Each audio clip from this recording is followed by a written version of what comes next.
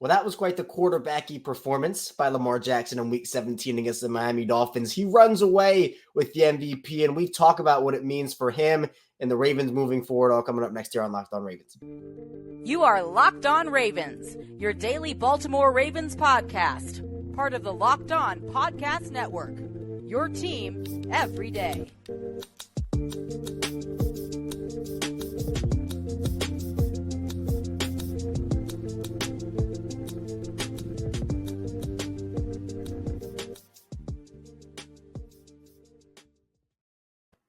Welcome into another episode of Locked On Ravens. We're your daily Baltimore Ravens podcast.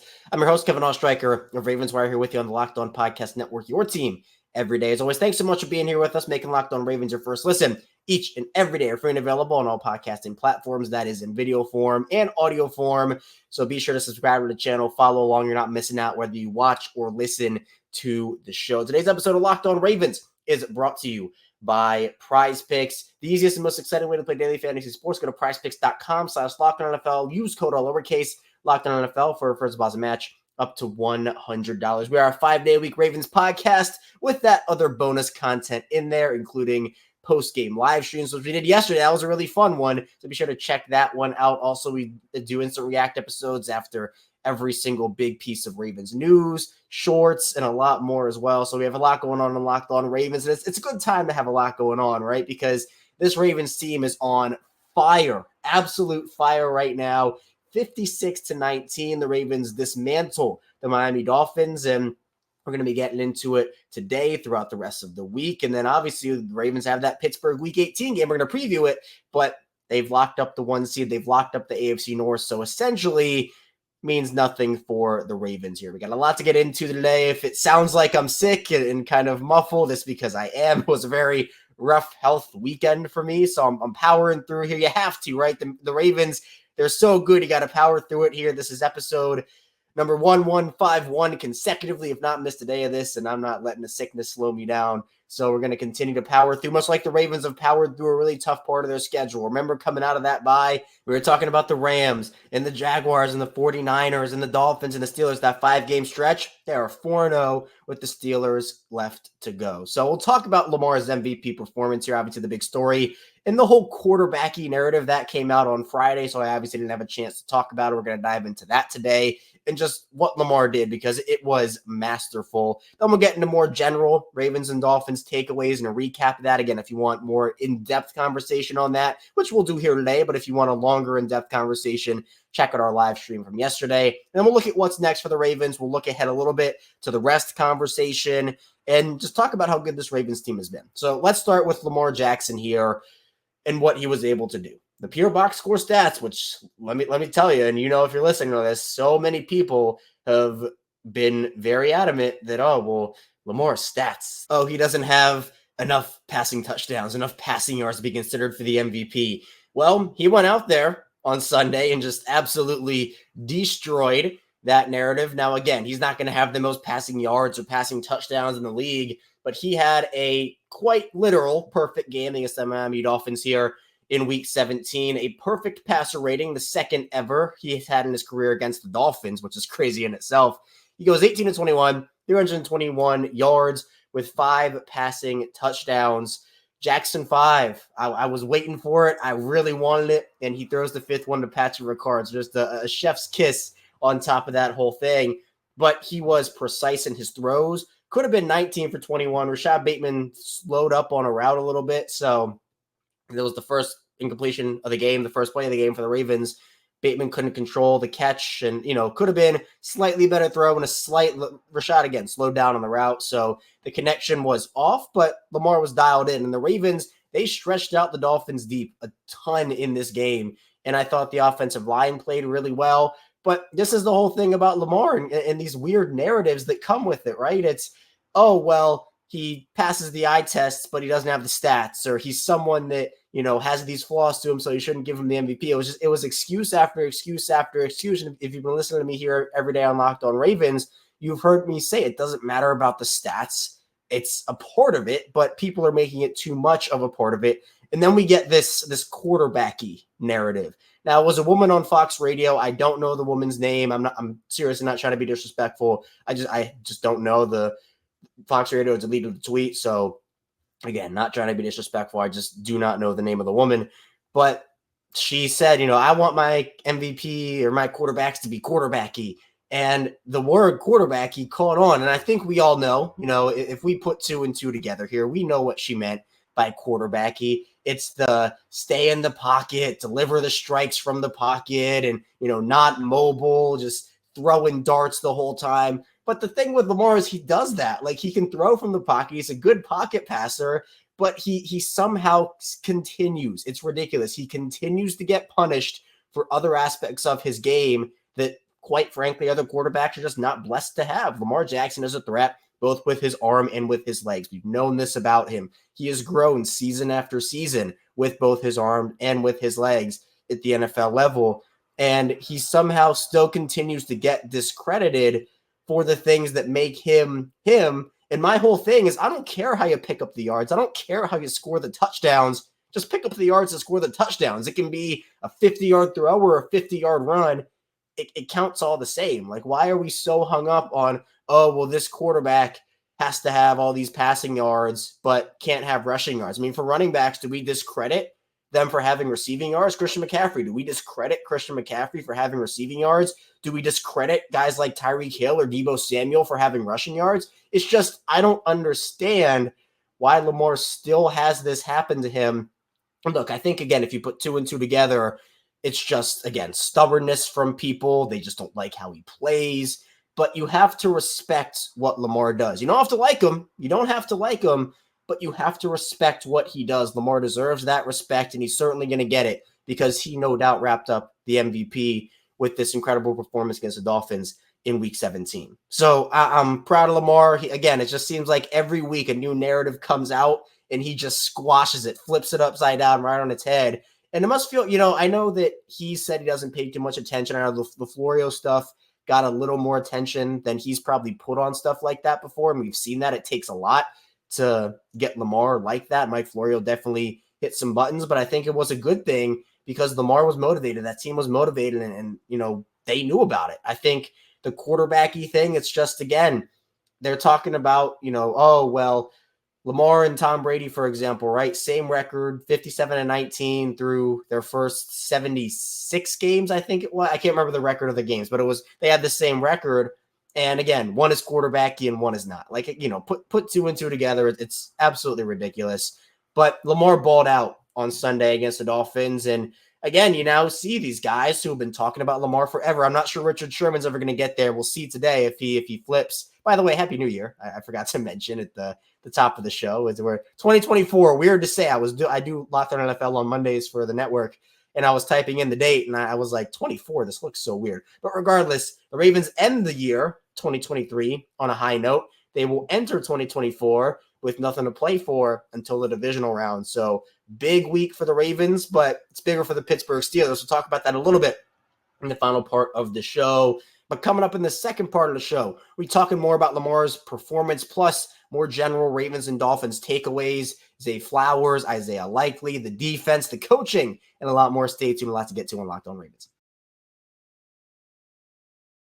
First, this show is sponsored by PrizePicks. And if you're looking for daily fantasy sports, look no further than PrizePicks. PrizePicks is the most fun so many have handling up to 25 times their money this football season. All you have to do is select 2 or more players, pick more or less than projected stats, and place your entry. With the basketball season here, you can now pick combo projections across football and basketball from the Specials League and League that's created specifically for combo projections that include 2 or more players from different sports or leagues. For example, LeBron James and Travis Kelce had a 10.5 combo, 3-pointers made plus receptions. If you want to play alongside some of PrizePicks' favorite players like rapper Meek Mill, comedian Andrew Schultz, you can now find the community plays under the promos tab of the app to entries from some of the biggest names in the PrizePicks community.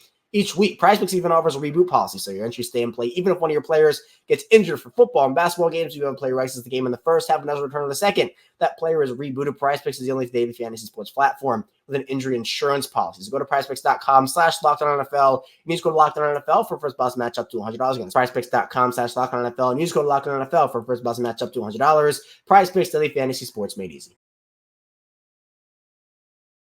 We're back. Our second segment of Locked On Ravens come in after the Ravens dismantle, dominate, whatever you want to call it.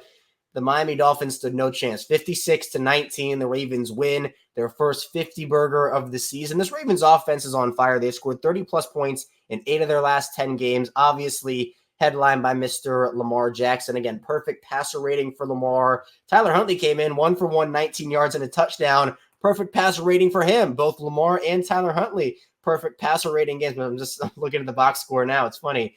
But let's go a bit further, and then we'll obviously work Lamar back into the conversation. Gus Edwards had 16 for 68 in the score. You know the Gus bus. He's going to be churning down inside the 5, inside the 3. 13 touchdowns for Gus on the season, which, again, contributes to why maybe Lamar doesn't have as many passing touchdowns. Maybe on some of those plays, if Lamar ran bootlegs or play actions or stuff like that, fades, maybe he has a couple more. But, again, score the points. I don't care how you do it. I don't care if it's Gus or Lamar. It's 6 all the same. So that's my philosophy. Justice Hill was a beast in this game. 3 for 48 on the ground for Justice Hill, 5 for 64 and a score through the air, for Justice Hill. 16 yards per carry for him and 12.8 yards per reception. Unbelievable. But Zay Flowers was the star of this show receiving-wise. 3 for 106 and a score, obviously headlined by the 75-yard touchdown connection that he had with Lamar. Rashad Bateman, I thought, had a really good game, 4 for 54. Made a couple of really nice catches. Isaiah Likely, he was batting 1,000, 2 for 42 and 2 scores. So 2 catches, 2 touchdowns. So take that every single time. Odell had an incredible catch. It was the only one he had, but it was a 33-yard beauty from Lamar Jackson. Charlie Kohler, shout out Kadri Ismail. He's been the Charlie Kohler hype man here on Locked On Ravens. Be sure to check out Q later in the week. He comes on every Friday or every week with us.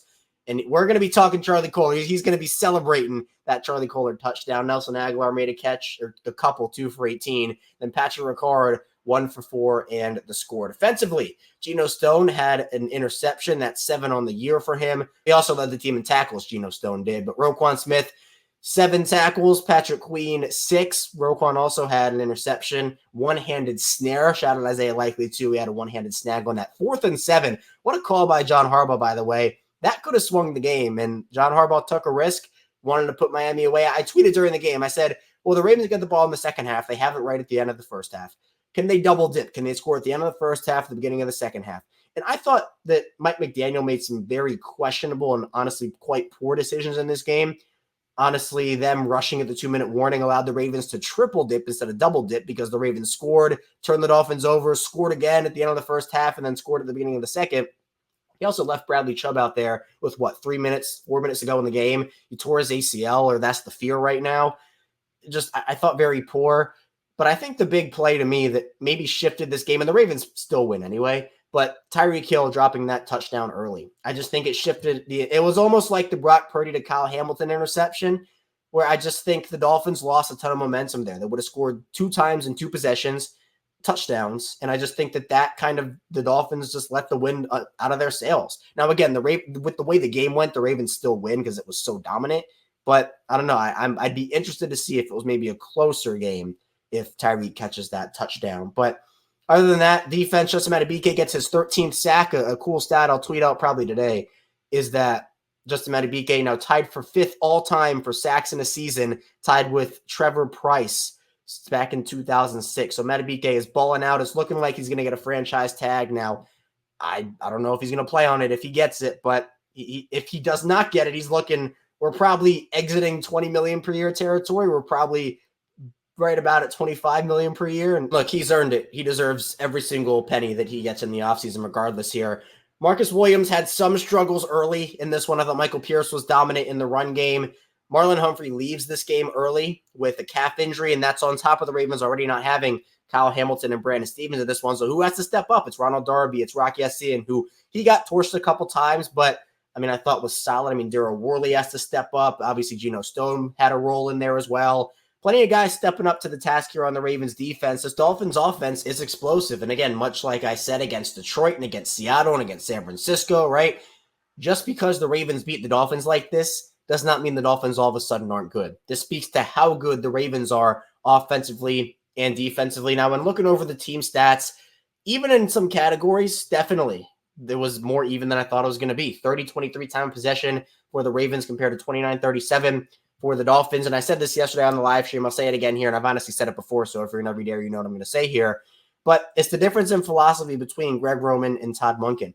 Greg Roman's philosophy, we knew what it was, right? He would go get the ball. You'd hold it if you're the Ravens. You'd try to do time control, clock control, and 8, 9, 10, 11-minute drives and score a touchdown. Don't give the opposing offense the ball. That's the best defense, right? Don't give the ball back to the opposing offense. Just hold it. And we saw the Ravens dominate time possession battles for years.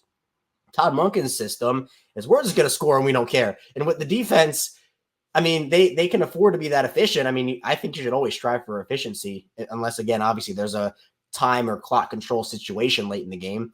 But we saw, outside of a kneel down at the end of the first half, the Ravens scored 21 points in 2 minutes and 9 seconds, I believe it was. I mean, they just were hitting on all cylinders offensively for the most part in this game. Baltimore scored 8 touchdowns. I mean, they scored 8 touchdowns in this game. I just think that this was, if the Ravens hadn't already made a statement, this was the statement game. And we've talked all season about, again, coming out of the bye week, they're going to have a test, those 5 games. It's essentially been a playoff schedule. The Rams honestly look like one of the best, if not the best teams in the NFC right now. I mean, they're balling out. They have to claw back and win. Lamar Jackson leads a go-ahead at the time touchdown drive. They take it to overtime. Tyler Wallace is the hero. And you have to go and play the Jaguars away. Jaguars, again, had some injuries, but that's a team that has some good playmakers on it. And the Ravens just, again, forced them into a ton of mistakes, made them look silly. Now, Jacksonville, again, I just thought they were so sloppy, but the Ravens do what good teams do, and they take advantage of those mistakes, and that's how they won that game in convincing fashion. Then San Francisco, game of the year, Christmas night. Everybody's picking San Francisco. The Ravens don't stand a chance. Brock Purdy's going to win the MVP, The Ravens go into their city, go into their stadium, and just stomp them. Just destroy them. 5 interceptions total, 4 from Purdy, 1 from Sam Darnold. I mean, dominant statement. And then this game against Miami, they were the 2 seed in the AFC there. It was essentially a battle for the 1 seed. It meant something, and the Ravens showed up and dominated again. So rounding out the stats here just quickly, the ones that I think decided the game are the Ravens went 4 of 7 on third down, which tells me 2 things. We saw it in the game too, right? 1, the Ravens were efficient. They were over 50% on third down here. But 2, they were extremely efficient on early downs. First and second down, they were incredible, picking up firsts and scoring touchdowns. The Dolphins had 20 first downs. Baltimore had 24. But the Ravens were also scoring long touchdowns. I mean, the 75-yarder to Zay Flowers, that's not in the red zone, which is the other area where I think the Ravens won this game. 5 for 5 in the red zone for the Ravens compared to 2 of 3 for the Dolphins. Dolphins, again, 2 for 3 is not bad, but the Ravens are able to hold the Dolphins out of the red zone for the most part. And when the Ravens got in the red zone, they converted at perfect efficiency. Miami also went 2 for 4 on fourth down. Baltimore went 1 for 1. That's another big one. Baltimore outgained Miami by about 120 yards total. So again, it was great. Baltimore averaged just about 9 yards per play. Miami 5.7. So Ravens were super efficient in this game, turned the Dolphins over 3 times. All-around dominant win for the Ravens. And obviously, again, wraps up Lamar Jackson's MVP 1,000%. Coming up in the final part of the show, we will look ahead to what's next for the Ravens a little bit, continue talking to Lamar and the whole narrative situation, but getting into the conversation about rest versus rust, what they should do against Pittsburgh, and potential playoff opponents. So be sure to stay tuned for that. Plenty to get to here on Locked On Ravens.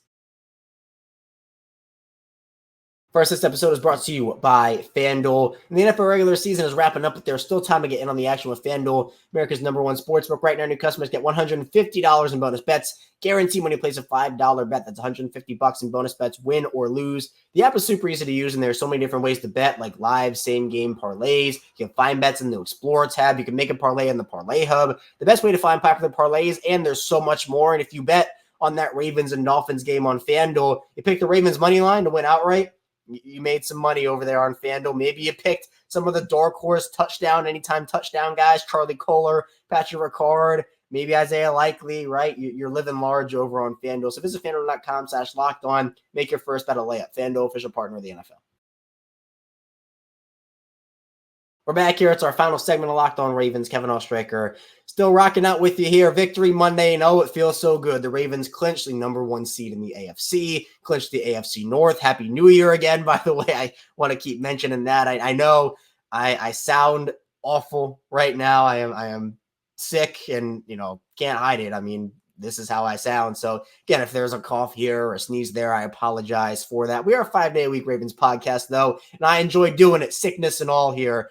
And especially when the Ravens are performing like this. So be sure to subscribe on YouTube, subscribe in audio form, same show audio and video, consistent 5-day-a-week Ravens content, plus that bonus content as well. Live streams after every Ravens game, live streams after big Ravens news, shorts, the whole 9 yards. You can subscribe on Subtext for exclusive Ravens content as well, and more on there. So tell a friend, tell a family member. It really means a lot. I appreciate all the support, whether it's social media, here on the show, my writing, whatever it is. I appreciate that. And we had a great 2023 here. I'm excited for an awesome 2024. And it's not possible without everybody. So again, thankful. But let's talk about what's next for the Ravens, because they play in week 18 against the Steelers. Now, this game means something to Pittsburgh. They have a chance. They have multiple paths to make the playoffs and kind of sneak in here when they were pretty much out of this picture a couple weeks ago. But who else but Mason Rudolph?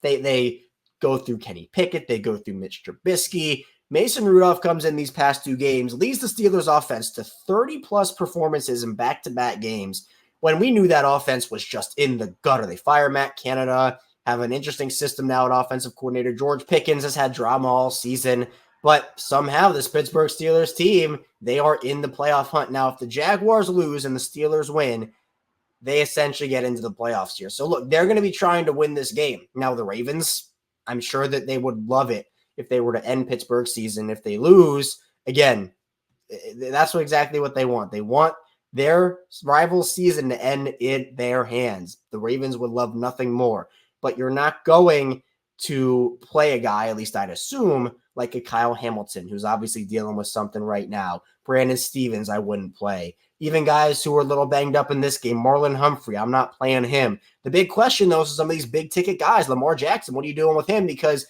the Ravens were in the same situation back in 2019, and we know what happened. The Ravens rested essentially anybody that they thought was important, everybody who they could rest, and it was essentially 3 weeks of rest for them. They come back in the divisional round against Tennessee, and they lose. They get their teeth kicked in their home stadium. Now, I know the divisional round at M&T Bank has not been, for the most part, a lovely thing to reminisce on. 2006 was also very tough in that all field goal game. I was at that game, by the way. It was not fun whatsoever.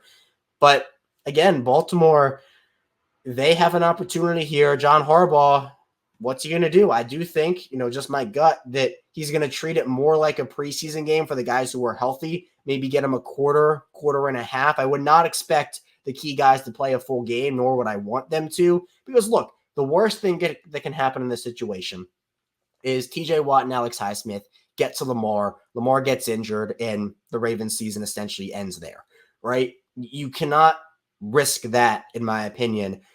I mean, look, it's a risk if you play your guys, and I'm kind of halfway torn on either side. I know that some people are very, very against it, and some people are very, very for it, both ways. So again, if you have an opinion, please put it in the comments. I'd love to hear what your thoughts are, because I think it's a very tricky situation, but I do think the Ravens will at least err on the side of caution, especially after what happened with J.K. Dobbins in 2021. And again, I don't like to kind of mesh 2 history points together. I don't want to compare 2023 to 2019 as 2 different seasons, but the risk does remain the same. 2019 against Pittsburgh in week 17, same exact risk as 2023 in week 18 with rest versus rust. Both things are the same. A guy can get injured if you don't decide to rest your guys, or there can be rust if you do. But that defense in 2019, Mike McDonald was not the architect behind it. They did not have guys like Roquan Smith or Brandon Stevens or Patrick Queen or Matabike or any of these guys balling out, right?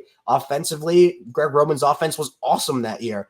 But Lamar Jackson, I think, and this Ravens team went through things in 2019 that will make them stronger. I feel the vibes this year. I really do. Josina Anderson, I think, was the first one on this, and I kind of caught on shortly after, but Josina gets the credit for it. She was definitely first. Where it just seems like everybody's so locked in right now. I mean, Lamar throws a 75-yard touchdown to Zay Flowers. He is stone-faced. He does not care. Post-game interview with Evan Washburn on CBS, all he can talk about is how he's locked in, he's ready, this, that, and the other. Lamar doesn't care about another MVP. He obviously will respect if he wins it. It's a cool award, this, that, and the other. He wants a Super Bowl. He wants a Super Bowl MVP. It's honestly the same thing I felt with the Nuggets last year with the championship they won. For those who don't know, if you're in every area you do, I'm a huge Denver Nuggets guy, and you could tell the vibes were there. They were the best team in the NBA that year. I mean, you could argue maybe the Bucks were or the Celtics, but they were the best team in the West by far, at least. And then they just go on a dominant. They lost 4 games the entire playoffs, 16-4. The guys were connected. They had one goal. They had veterans in that room. They were telling guys, look, oh, we just won the first round. We're not there yet. Second, we're not there yet. West Championship, we're not there yet. NBA Finals, that's when Nikola Jokic, when they finally won, he said the job's finished. We can go home now. And for Jokic, he's a character. So, of course, that's his little, Jokic thing. But I just feel like, again, this team knows. Big win against the 49ers on Christmas night. Good win. You got to have it, but doesn't matter in the grand scheme of things, right? I mean, big win against the Dolphins in Week 17. Big win. You had to have it. Doesn't matter in the grand scheme of things because, as I said on the live stream yesterday, my expectations have now increased, right? This can happen where I preached the entire offseason. If you were with me every day on Locked On Ravens, you know it. Again, I said AFC Championship or bust. AFC Championship or bust for this team, or else, it's a failure of a year and you got to reevaluate. For me, I think, again, minimum's AFC Championship, right? That's 100%. But with the way the AFC is right now, if this team doesn't make the Super Bowl, I mean, that's a huge disappointment. That's a huge failure because of how dominant they've been. If they waste this season like that, it's just a huge disappointment. I'm not saying they will or they're going to. But again, my expectations have shifted because you can be the best regular season team in the league, but that doesn't matter because once January starts, well, I guess, mid-January at this point because they're 18 weeks. But once the playoffs start, it's a whole new season. It does not matter what you did in the regular season. If you're not the best team in the playoffs, you don't win the Super Bowl, right? You don't. There are very rare cases where, maybe a team gets lucky here or there, but it doesn't matter if you're the best team in the regular season. You got to be the best team in the playoffs. And the Ravens understand that, I think. I think they have the leaders in that room telling guys, hey, look, we know what we are, but none of this in the grand scheme of things matters. They will turn on the Jets here, and they have been playing. They've been playing hard for a while now, but you got to turn it on when the time is right. They've been incredible this year. I'm not trying to take away from it, but that Ravens team in 2019, one of the best regular season teams in NFL history, one of the historic offenses that this league has ever seen. And we don't talk about it the way we should because the Ravens did not do what they were supposed to do. And now we look back on that season with disappointment, disgust, whatever word you want to say. So hopefully we can look at this one a bit differently as well. Shout out to the Ravens and Orioles. Baltimore, though, Ravens and Orioles in a span of 4 months. Orioles clinched the AL East. Ravens clinched the AFC North and the number 1 seed. Orioles obviously was the number 1 seed too. Now the Orioles playoff run did not go as expected, but again, that's a young team in Baltimore there with the Orioles going through their first big playoff run. This Ravens team, I think that was 2019. I think they've grown from that. They've learned from that. I'll leave you with one more Nuggets thing. The Nuggets failed plenty of times before getting to that championship and winning. Nikola Jokic said they had to experience failure to get to where they wanted to go. They had to feel that failure to get to where they wanted to go. That's what gives me a bunch of confidence right now because this Ravens team knows how that felt. Not everybody was there for it, but Lamar, I'm sure, has that seared into his brain. Ronnie Stanley's talked about it. He said he'll always remember that. So I think that the Ravens failed and it was awful, it was terrible, and it was horrible. But sometimes you need those moments, 4 moments like these, and hopefully the Ravens can get over that hump. But huge win for Baltimore in Week 17. This was an awesome episode. I love this one. Be sure to subscribe on YouTube in audio form. Again, thank you for all the support here. I'll be right back here tomorrow, continuing to talk Ravens, Lamar Jackson, and everything related to this team. So be sure to stay tuned. I'll see you right back here tomorrow on Locked On Ravens.